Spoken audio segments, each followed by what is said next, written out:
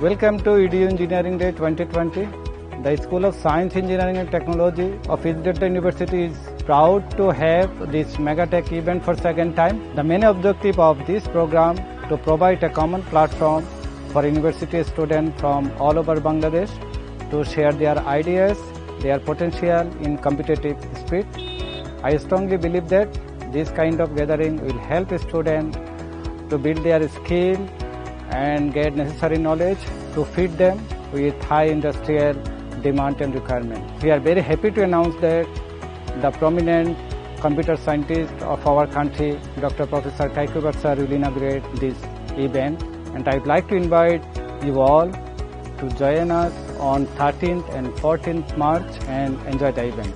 The EDU Inter-University Engineering Day 2020 program has been divided into 7 main events. On March 13, Hackathon and Engineering Olympiad will be held. On March 14, there will be Idea Contest, Programming Contest, Project Show, Poster Presentation, Robo Soccer, followed by a prize-giving ceremony and an amazing cultural night.